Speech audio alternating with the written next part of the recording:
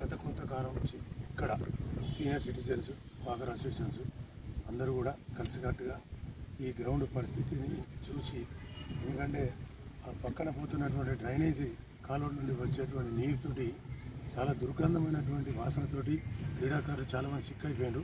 దాన్ని దృష్టిలో పెట్టుకొని మేము అందరం కలిసి ఆల్రెడీ జిఎంకి ఒకటి కంప్లైంట్ కూడా చేసాం. అదేవిధంగా ఇక్కడ ఈ గ్రౌండ్ అంటే పూర్వం అంటే గతంలో జరిగినటువంటి ఆ క్రీడలను దృష్టిలో పెట్టుకొని మరి ఇక్కడ ఇప్పుడు ఎందుకు జరుగుతలేదు అనేది దాని విషయాన్ని మేము తీసుకొని మేము అధికారుల దృష్టికి, సింగరేణి అధికారుల దృష్టికి తీసుకుపోవడం జరిగింది. దాన్ని దృష్టిలో పెట్టుకుని వాళ్ళు కూడా సింగరేణి ఈ స్టేడియంను మరియు ఇక్కడ ఉన్నటువంటి దీన్ని కట్టినటువంటి గోడలు పగిలిపోయినందువల్ల దానివల్ల ఇక్కడ ఈ దుర్గంధమైన వాసన రావడం వల్ల వాళ్ళు కూడా వచ్చి వల్ల వాళ్ళు కమిటీగా వచ్చి ఈ గ్రౌండ్ను సందర్శించారు.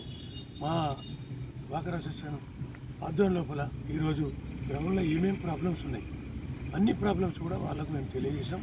వాళ్ళు వెంటనే పై అధికారులతో మాట్లాడి వెంటనే దీని మీద చర్యలు తీసుకోవడానికి వాళ్ళు మాకు పాటించారు. స్థానిక బెల్లంపల్లిలోని తిలక్ వాకర్ అసోసియేషన్ ఆధ్వర్యంలో ఈరోజు తిలక్ గ్రౌండ్ బెల్లంపల్లి నడిబొడ్డున ఉన్నటువంటి గ్రౌండ్ వందలాది మందికి జీవనోపాధి చూపెట్టినటువంటి గ్రౌండ్ ఈరోజు నిరుపయోగంగా దేనికి పనికి రాకుండా ఉన్నటువంటి తరుణంలో గత కొన్ని రోజుల నుంచి తిలక్ వాకర్ అసోసియేషన్ ద్వారా ఈ గ్రౌండ్ను ఇంతకుముందులాగా వేలాది మందికి ఉపయోగపరంగా చేద్దాము అనేటువంటి ఉద్దేశంతో ఎన్నోసార్లు పలు జీఎంలను కలవడం జరిగింది. దాంట్లో భాగంగా ఈరోజు గౌరవ శ్రీ కార్తిక్ గారు, స్పోర్ట్స్ సెక్రటరీ గారు ఈరోజు బెల్లంపల్లి స్థానిక తిలక్ గ్రౌండ్ను సందర్శించడం జరిగింది.